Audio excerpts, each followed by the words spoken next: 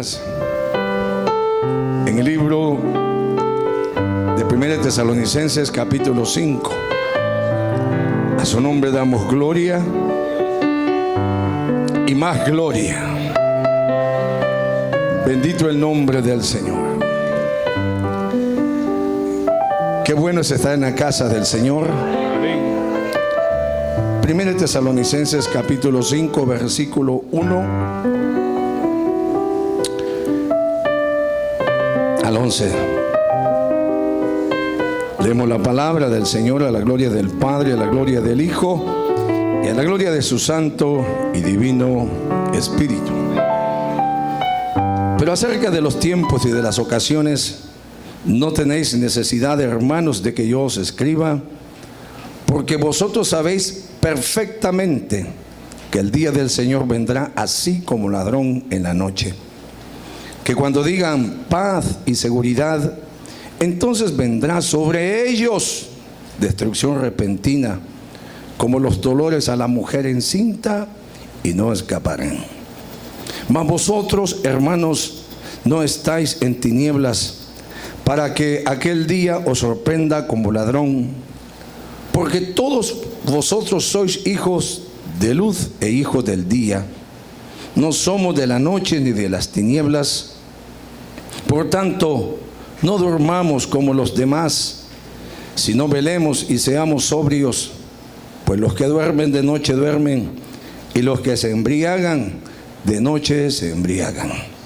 Pero nosotros, que somos del día, seamos sobrios, habiéndonos vestido de la coraza de fe y de amor, y con la esperanza de salvación como yelmo, porque no nos ha puesto Dios para ira, sino para alcanzar salvación por medio de nuestro Señor Jesucristo, que murió por nosotros, para que ya sea que velemos o que dormamos, vivamos juntamente con Él. Por lo cual, animaos unos a otros y edificaos unos a otros, así como lo hacéis. Yo quiero que usted se siente. En esta hora damos gracias al Señor por su palabra. Su palabra es bendita para siempre, y bendecimos el nombre del Señor. Quisiéramos ponerle un título a esta predicación, y es de que el Señor viene por su iglesia. Diga conmigo, Él viene y viene por mí. Y esto es algo esencial, tanto para nosotros como los que nos observan hoy a través de las redes sociales, el poder compartir con todos esta palabra que es tan importante, esencial. Yo creo definitivamente que Dios ha trazado un plan para la humanidad, y es que toda la humanidad pueda ser salva. Dice la Biblia en San Juan 3:16 que de tal manera amó Dios al mundo, que ha dado a su Hijo unigénito, para que todo aquel que en Él crea, o que en Él cree, no se pierda, mas tenga la vida eterna. Dice el verso 17, porque no envió Dios a su Hijo a condenar al mundo, sino para que el mundo sea salvo por Él. Lamentablemente, usted y yo, como parte de la iglesia de Cristo que somos, vivimos continuamente predicando, hablando, tratando de acercarnos a la persona que todavía no ha recibido esta promesa, que todavía no cree que necesita a Dios para salvación de su alma. Hoy por hoy hay tanta gente en las calles caminando, hermanos, sin fe y sin esperanza. Lamentablemente hemos querido a veces por métodos personales tratar de ejercer presión o incluso forzarlos pero esto es algo que nosotros no podemos hacer bajo ninguna circunstancia. A nosotros se nos ha dado una comisión, y es el de predicar a Cristo. Cristo dijo: id por todo el mundo y predicad este evangelio a toda criatura. El que creyere será salvo, y el que no, ya es condenado. Definitivamente esta es una gran verdad. Ejercer presión sobre una persona es un acto tan frustrante para que lo está intentando, porque quiera o no, la otra persona siempre presentará resistencia hacia, en este caso, lo que usted le está hablando. Pero no debemos de jamás, hermanos, bajo ninguna circunstancia, dejar de hacerlo. Debemos de seguir predicando. Parte de esa predicación somos usted, soy yo. De alguien que un día no perdió las esperanzas, que siguió hablando de Cristo, que siguió, aunque el rechazo fue inmediato y continuo, esa persona siguió insistiendo, hasta que un día pudimos aceptar a Cristo. No había crisis, no había dolor, no había por qué hacerlo, pero sí creo que llegamos a la conclusión de que había un vacío en el alma.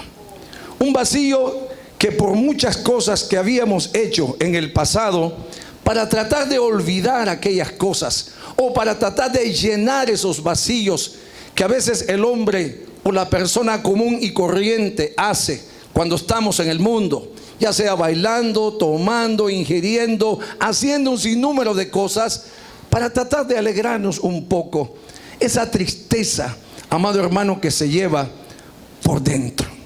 Siempre he dicho que el hombre sin Dios jamás podrá ser feliz. Dios hizo al hombre para que el hombre tuviese comunión con Él. Eso es esencial. Para eso Dios hizo al hombre, para que tuviese comunión con Él. Por eso el hombre tratará a través de religiones, a través de imágenes, a través de todo recurso, de tener una conexión siempre con lo sobrenatural. Y usted ve la gente hoy en día así, conectada con cosas, hermano, que no tienen nada que ver con la gloria de Dios en sus vidas. Cristo, amado hermano, murió, pero resucitó. Y lo importante es que nosotros entendamos siempre de que si Cristo muere y resucita, la Biblia dice que Dios traerá un día con Jesucristo a los que murieron con Él, a los que hemos creído en Él. El apóstol Pablo hace una exhortación a la iglesia y le dice claramente que nosotros no debemos jamás de dormir, que nosotros no vivimos por vivir, que nosotros vivimos con un propósito. Y cuando hablé de planes, quiero hablarle a cada uno de ustedes también, hablarles porque estoy más que seguro que usted ha podido comprender que todos en la vida necesitamos tener un plan. Un plan. Nadie puede vivir en la vida sin tener un plan en su vida. Todos hermanos, necesitamos tener un plan y luego, cuando ese plan se tiene, darle el seguimiento adecuado para poder alcanzar o lograr más adelante lo que se ha planificado. ¿Cuántos decimos amén? ¿Sí o no? Cuando usted tiene un plan, usted se fija, ese plan le da forma y figura y le va dando el seguimiento conforme usted ha planificado, se va esforzando, va haciendo cambios en su vida para luego más tarde, cuando eso se haya hecho una realidad, usted tomar posesión de lo que usted planificó. En la iglesia del Señor todos necesitamos planificar. ¿Cuántos no planificamos en nuestro trabajo, con nuestra familia, con nuestro dinero, con tantas cosas? ¿Cuántos no planificamos hasta vacaciones o incluso salidas, viajes misioneros, la iglesia? Y de diferente forma planificamos y hacemos ajustes y ponemos fechas. Y llegada la fecha procedemos entonces, hermanos, a hacer lo que habíamos planificado. Dios tiene también un plan para su iglesia. Y la iglesia necesitamos entender que no podemos vivir únicamente por vivir. Necesitamos tener dentro de nuestros planes esa esperanza gloriosa que no avergüenza a ninguno de los que esperamos, amado hermano, ese acontecimiento que va a transformar el mundo entero. Y es el arrebatamiento de la iglesia. Es ese glorioso suceso en el cual Dios promete. Y note usted que hemos venido predicando y enseñando que Dios no es hijo de hombre para que mienta, ni hijo de hombre para que se arrepienta. Él prometió y no lo hará. Él dijo y no cumplirá, dice la palabra. Por lo tanto, es necesario que todos nosotros vivamos apercibidos de que el acontecimiento puede llegar de un momento a otro. Note usted cómo está el mundo hoy en día. Note usted cómo está la sociedad por doquier. Hay guerras, atracos, vandalismo, crímenes, y uno de los países más seguros que se tenía hace tiempo el concepto que era este país, Estados Unidos de Norteamérica, está siendo sacudido, hermano, por una serie de eventos que están marcando ya las pautas de que no importa dónde usted y yo nos vayamos, la violencia, el crimen y todas estas cosas, hermanos, se van a estar dando. El Medio Oriente está convulsionado de una manera terrible. Por lo tanto, Cristo nos habla a nosotros y nos dice que nosotros no debemos de desmayar bajo ninguna circunstancia. Que lo único que tenemos nosotros como atención, como orden que se nos ha sido dada, es la palabra de Dios, del Señor. Hace unos años, no sé cuántos de ustedes estuvieron pendientes de este señor que era el dueño de la emisora Family Radio, el hermano que le llamaban Harold Camping. Este señor, cuando yo lo empecé a escuchar hace años, es un maestro en la palabra. Y obviamente pues la gente lo llamaba por teléfono y él contestaba las preguntas. Y bueno, y tenía pues obviamente esa capacidad de contestarla. Pero un día, hermano, comenzó a ponerle fecha y decir que Cristo venía el año, hace unos 5 años atrás, podríamos decir el 2010. Él incluso mandó a poner rótulos en autobuses públicos donde decía en tal fecha y en tal mes, Cristo viene por su iglesia. Definitivamente usted y yo sabemos que esto es una aberración. La Biblia no dice ni año, no dice ni fecha, no dice ni mes. Simplemente dice que el Señor vendrá un día como ladrón en la noche. Entonces, ¿qué es lo que debemos de hacer? Si dice que vendrá como ladrón en la noche, es obvio que usted y yo no sabemos, dado el caso que sea, que un atraco se lleve a cabo en su casa o donde quiera, cuando el ladrón va a llegar. El ladrón llega y incluso hasta nos sorprende. También una iglesia de coreanos allá en Texas, hace unos años, no hace mucho, quizás hace unos 6, 7 años, también malinterpretó la escritura. Y note usted qué importante es esto, cómo ellos malinterpretaron la escritura, cogiendo números y sumándolos. Dicen ellos que llegaron a una conclusión de que Cristo venía en ese año y en ese mes que ellos pautaron. Todos los miembros de la iglesia vendieron sus posesiones, vendieron sus casas, vendieron sus negocios, vendieron todo y se fueron hacia un campo raso, limpio, hermano, porque decían que el Señor iba a venir a la 1 de la mañana del día siguiente. Se pusieron, eran cerca de unos 10.500 miembros que pertenecían a esa congregación.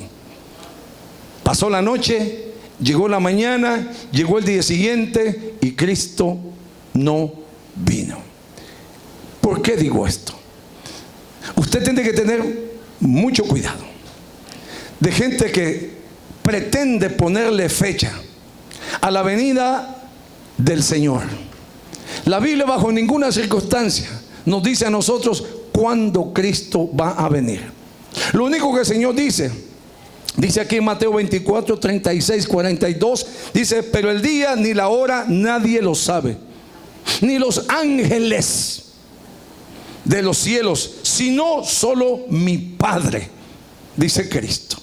O sea que ni los ángeles, ni Él mismo, sino que está en la potestad del Padre decidir cuándo acontecerá este evento tan precioso en el cual la iglesia de Cristo seremos, hermano, arrebatados. Pero el apóstol Pablo, en 1 Corintios capítulo 4, él habla y dice que nosotros no debemos de desesperarnos. Dice que no debemos de tener como poco también la tardanza del Señor. Y esto es necesario. Entender que nosotros, amado hermano, pueden, desde que usted y yo creímos en el Señor, gente decir: Cristo viene, y no ha venido por su iglesia. Pero el asunto aquí no es que en sí el arrebatamiento, la venida, haya acontecido o no haya acontecido. El asunto aquí es cuando la muerte me sorprenda, ya sea a usted o a mí, donde quiera. ¿Cómo usted y yo estaremos? ¿En qué condición nos podría encontrar la muerte? Si en un momento determinado, amado hermano, aconteciese ese evento, ¿cómo usted y yo partiríamos? La Biblia dice, obviamente, y nos exhorta a que velemos.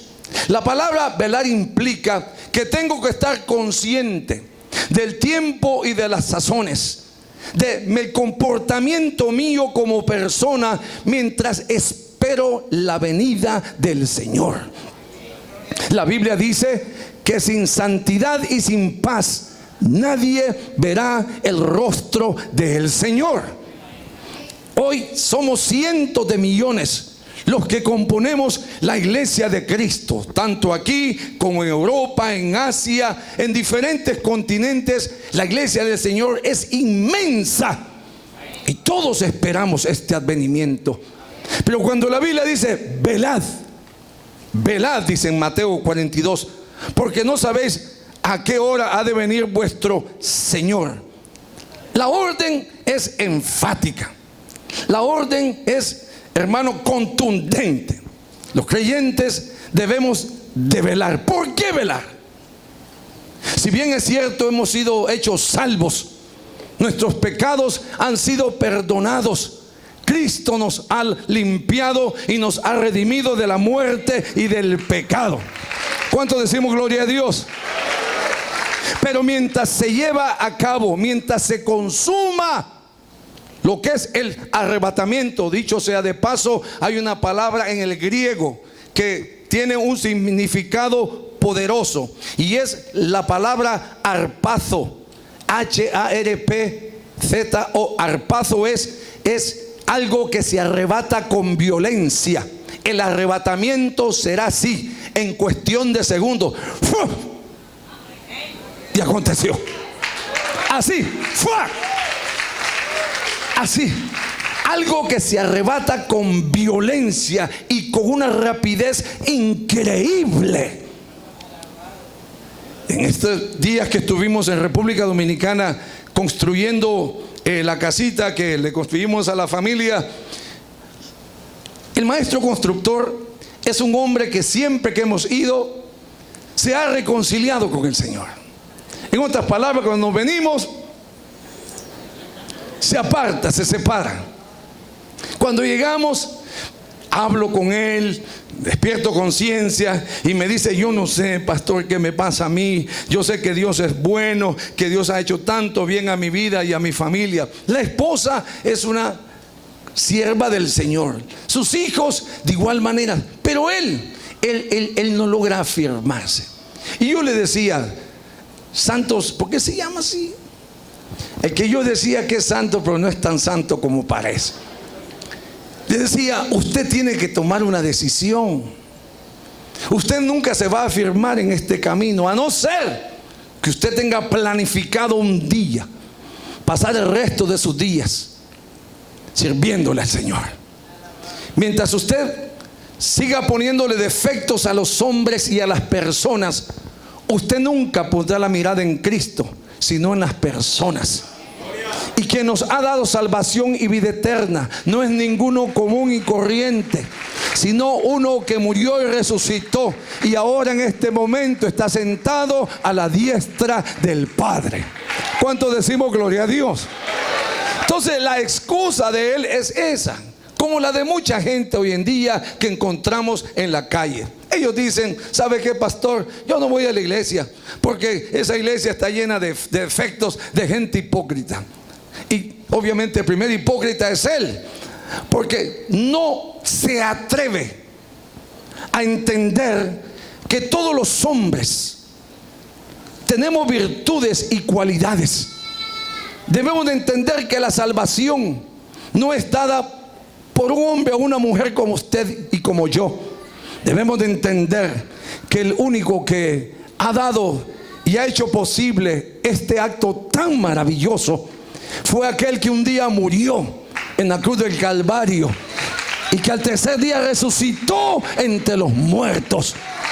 Son personas que por algún motivo no quieren aceptar que adolecen de muchos males en su vida y que necesitan arrepentimiento, y que necesitan, una vez que se arrepientan, apartarse de toda especie de mal si verdaderamente quieren un día llegar a la presencia del Señor.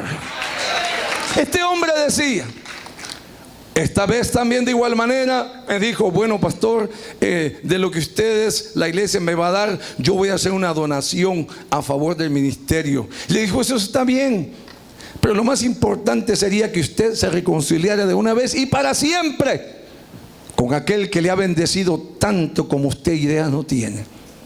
Se volvió a quitar su gorra nuevamente y es la tercera vez que lo hace. Y dicen que la tercera vez es la vencida. Esperamos en el nombre de Jesús que así sea. Entonces, usted se dará cuenta que hay un sinnúmero de gentes, hermano, llenándose de complejos y diciendo excusas baratas, poniendo la mirada en los hombres o en las personas de la iglesia, en lugar de ponerla en Cristo. La Biblia nos dice, velad. Velad es estar consciente de que mi vida es frágil, de que yo necesito fortalecerme constantemente en la presencia del Señor, de que yo necesito tener una vida consagrada, una vida separada, y que Dios ha dejado herramientas para que sus hijos que le esperan podamos, mientras la espera dura, poder fortalecernos en su presencia, poder revestirnos de su poder, de su Espíritu Santo, para que mientras dure la espera de su venida o de nuestra partida, podamos permanecer fortalecidos y alejados de toda aquella cosa que contamina, hermano, nuestra salvación. Nadie puede vivir la vida cristiana como la vivía antes. Imposible.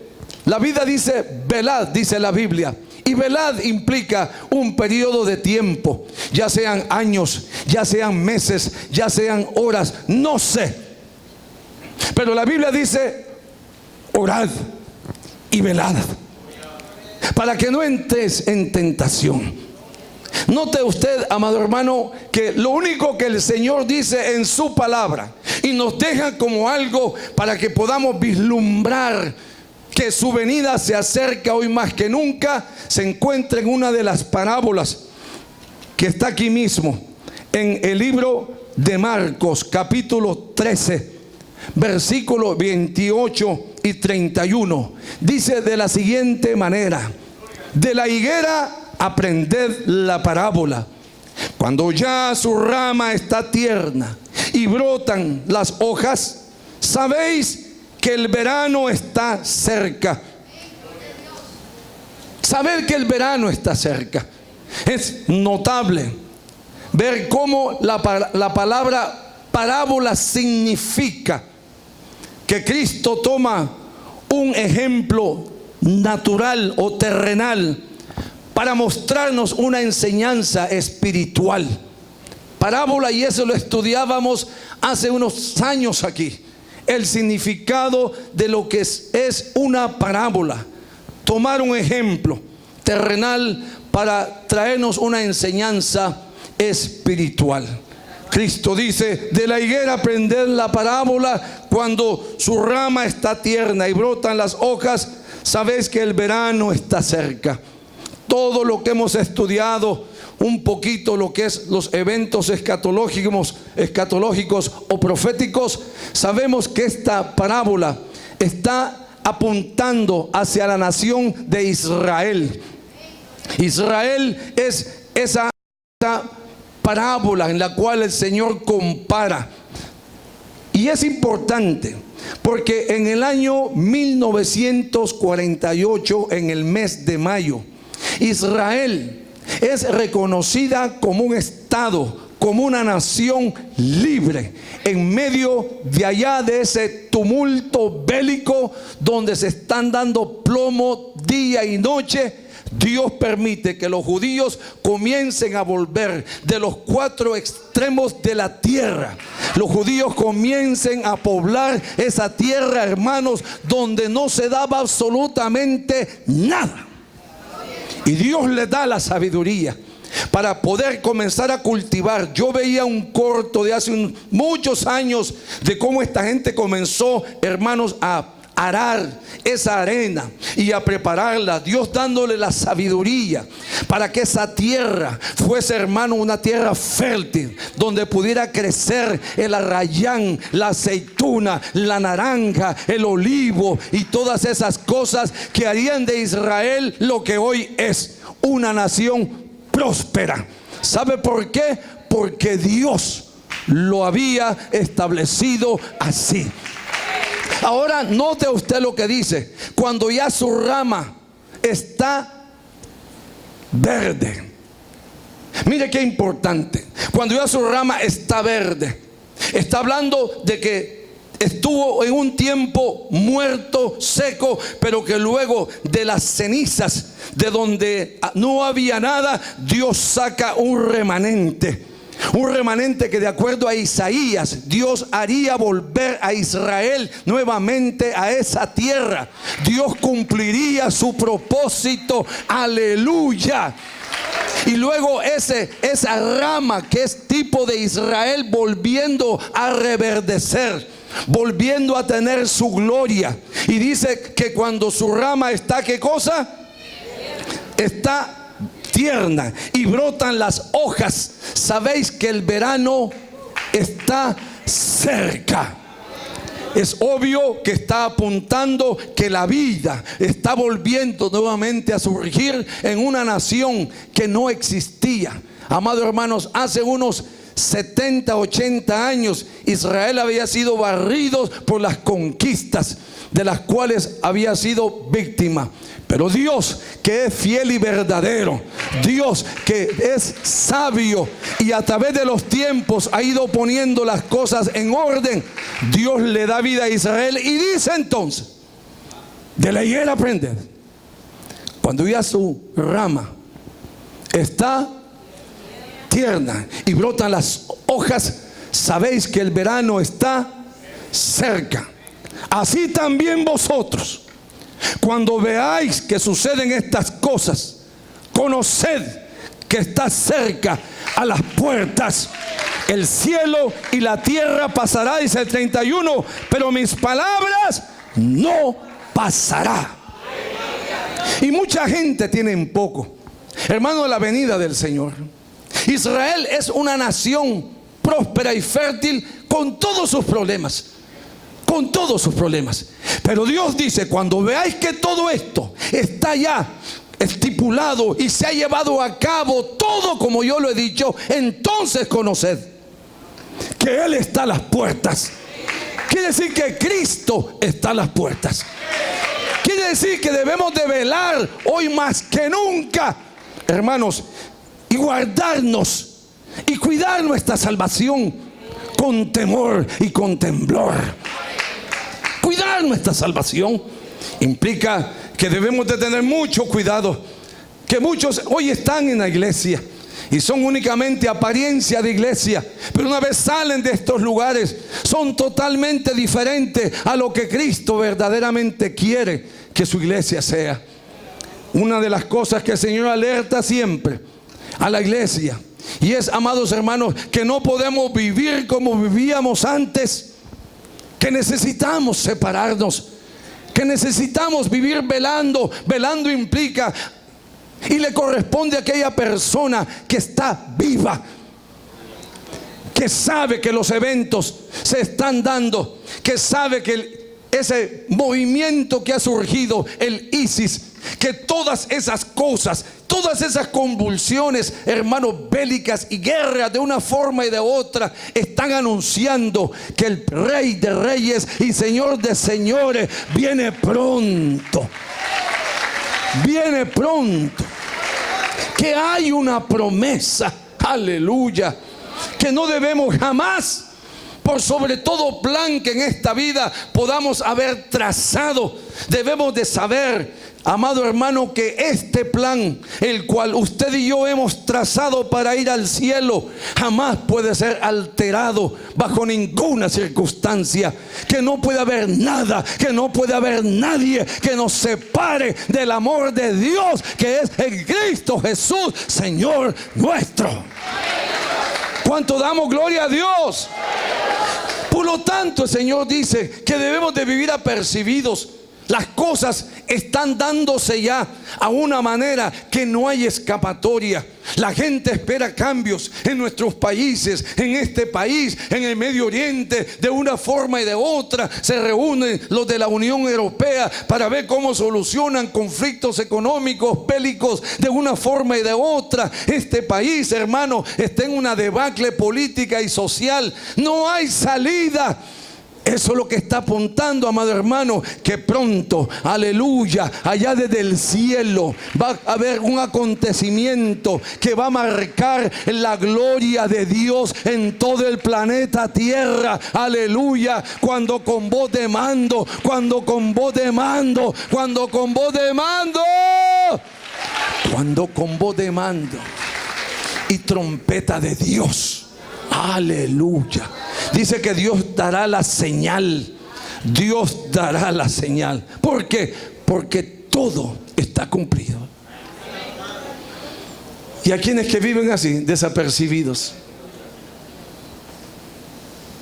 Y esto no puede seguir viviendo así. No puede seguir viviéndose así. No puede. Bajo ninguna circunstancia.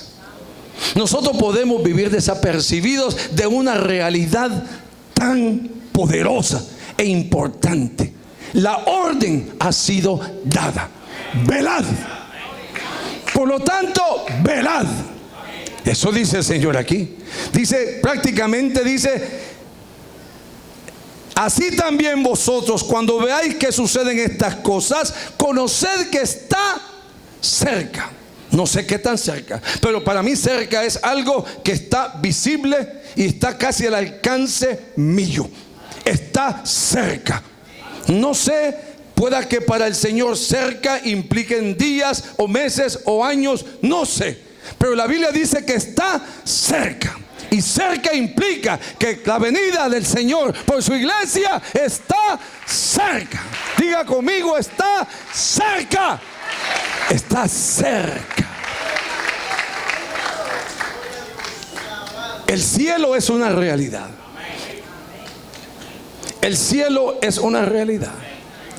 A través de los años en este ministerio y sirviéndole al Señor, he podido ver tanto en los hospitales como también de diferentes formas, hermano, cómo el ser humano reacciona ante este acontecimiento de lo que es la muerte.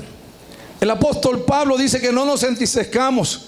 Primera Tesalonicenses capítulo 4 dice que no nos entristezcamos como los otros que no tienen esperanza. Si bien es cierto, la muerte cuando nos llega o le llega a un ser querido, hermano, nos va a afectar. Claro que sí.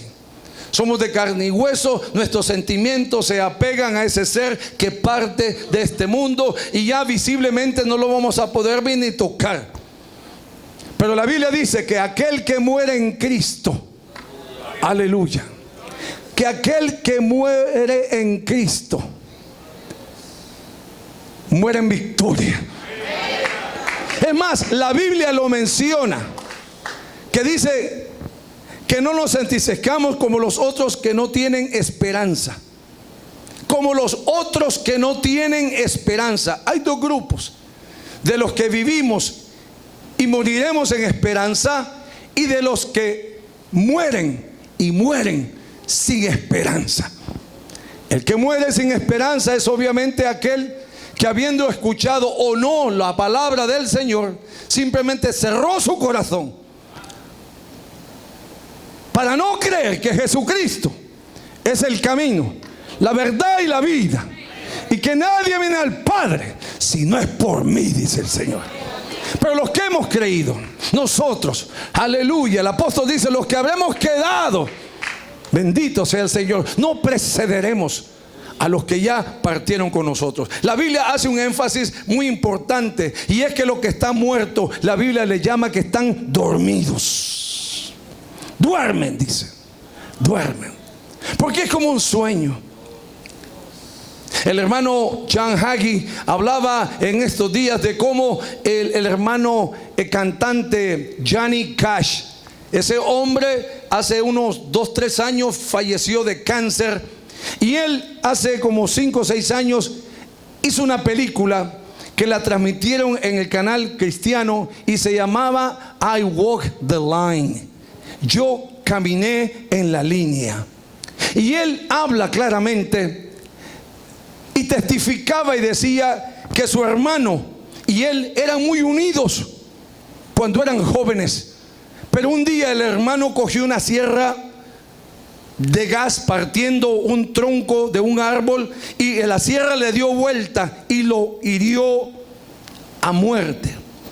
Llevaron a este hombre, decía él, llevaron a mi hermano al hospital, y allí en el hospital él estuvo agonizando por casi una semana. Y dice que el hermano tenía su actitud, como que cantaba, como que alababa a Dios, como bendecía a Dios, pero no se oía palabra alguna. Simplemente se veían gestos y gestos. Claro está que ellos, obviamente su mamá y ellos le servían al Señor.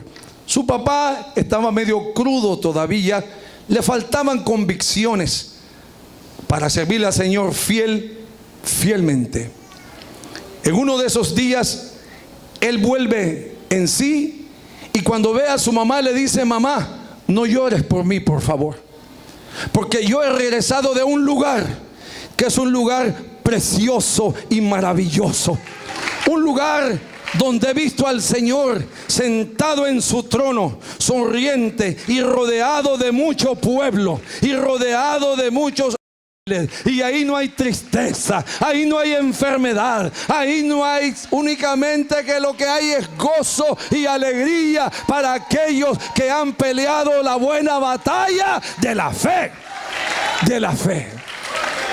Dice que la mamá lo vio y se sorprendió y le dijo: mi hijo, pero yo te quiero. Y le dijo: yo sé, madre, que tú me quieres, pero yo no quiero estar en esta tierra. Yo quiero estar allá donde está mi Señor y mi Salvador, allá donde yo he creído que debía de estar. Ahí quiero estar.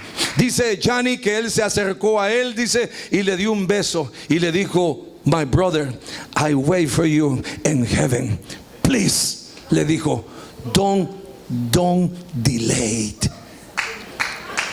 Y dice Johnny que lo escuchó, lo vio y lo abrazó. Cuando yo escuchaba esas palabras, amado hermano, es lógico que los que sabemos cuál es la esperanza que nosotros tenemos, nos vamos a regocijar, nos vamos a alegrar. Hermanos, se me pararon los vellos y todo, y dije: Señor, gloria a tu nombre, porque esto corrobora una vez más que el cielo es real. Que el cielo es real.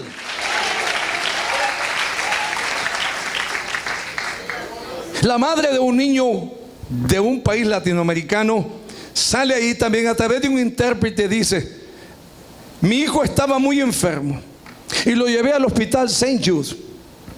Y ahí en el hospital St. Jude y lo iba a visitar todos los días, hasta un grado que mi hijo se enfermó. Se enfermó de tal grado que los médicos tuvieron que ponerlo en cuidado intensivo y le llevaron a cabo una traqueotomía, que es abrirle un hueco y meterle aquí una manguera para que pudiese respirar. Estaba muy malo mi hijo, decía ella, bajo obviamente un traductor que le interpretaba del español al inglés. Y dice que cuando el niño estaba ahí grave, ella estuvo día y noche pegado a su hijo. Ahí dormía, ahí comía, ahí estaba ella obviamente llorando y llamando el nombre del niño. El niño estuvo en coma 2 semanas. Dice que al comienzo de la 3ª semana el niño abrió los ojos. Y ella brincaba, daba gloria a Dios, aleluya, porque el niño había abierto los ojos. Y el niño se le quedó viendo y dice, y con voz baja le dijo: mamá, estoy enojado contigo. Fue la primera palabra que él le dijo. Y le dijo: ¿enojado? ¿Pero y por qué?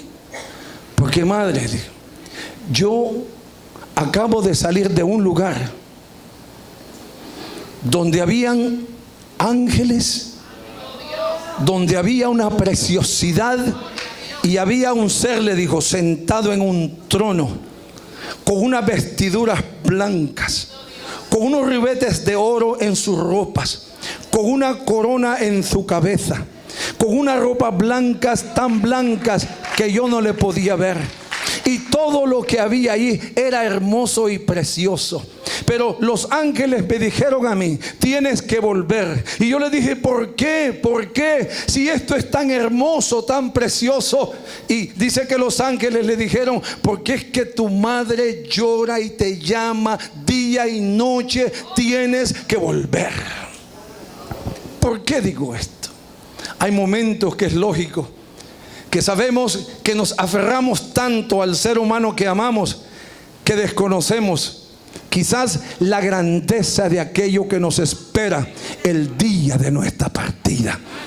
Allá arriba, dice la Biblia, no habrá llanto, no habrá dolor, no hay enfermedad, no hay absolutamente aflicción, no hay nada que pueda empañar la gloria de Dios, sino que el morir en Cristo, dijo el apóstol Pablo, me es ganancia. Aleluya. El morir en Cristo me es ganancia.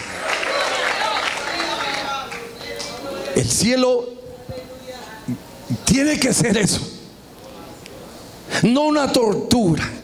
Es algo desconocido, sí, desconocido porque nunca hemos estado allí. Pero la Biblia desglosa claramente. La Biblia nos habla de la grandeza de los que están allá, de los que, hermanos, han tenido la experiencia, de los que Dios le ha permitido volver, para que puedan hablarnos a nosotros.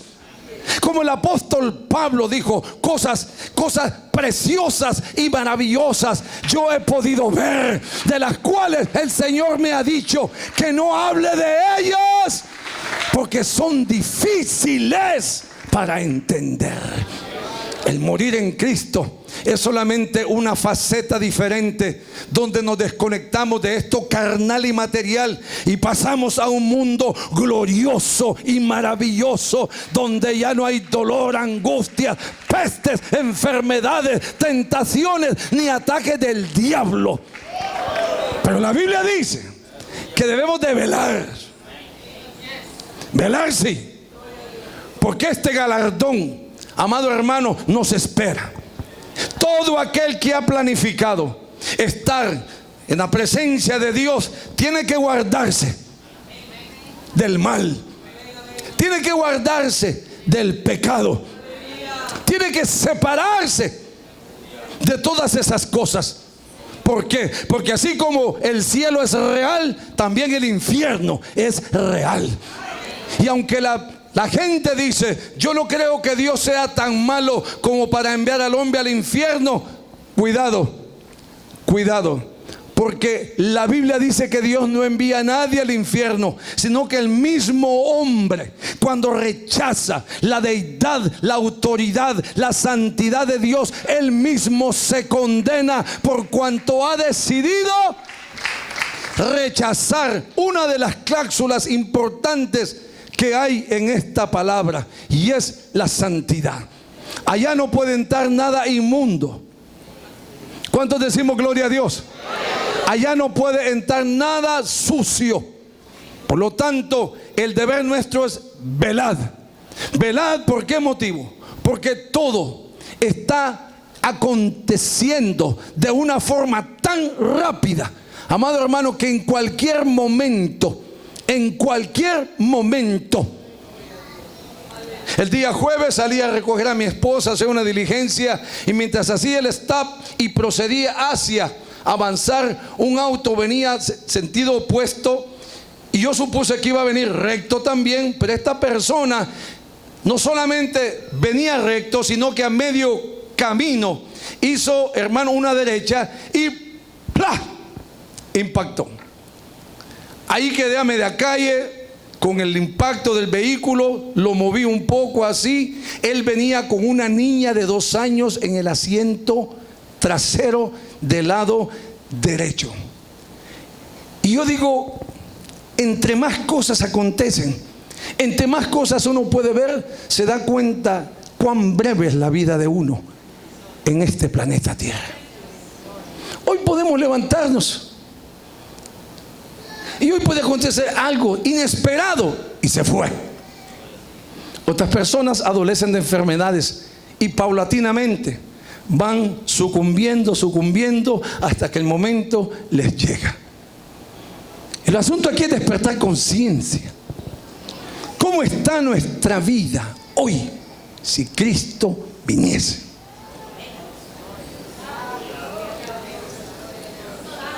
¿Cómo está? ¿Estamos velando? ¿Estamos a espera? ¿Está nuestra alma separada? ¿Estamos verdaderamente caminando en esas expectativas de Dios? ¿O falta? ¿O falta compromiso? ¿O falta hacer ajustes personales? Yo sé, amado hermano, que mientras este proceso de espera se lleva a cabo, poco a poco o mucho, tendremos que ir corrigiendo deficiencias en nuestro camino si verdaderamente queremos un día llegar al cielo.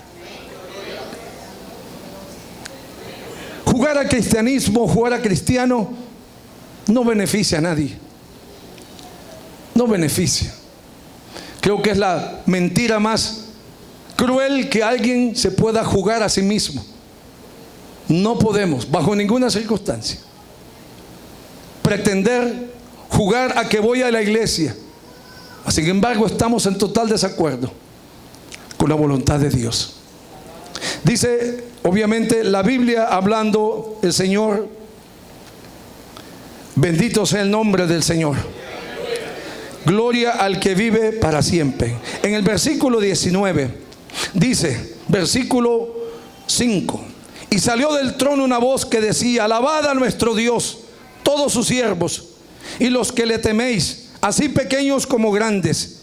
Y oí como la voz de una gran multitud, como el estruendo de muchas aguas, y como la voz de grandes truenos que decía: aleluya, porque el Señor nuestro Dios Todopoderoso reina.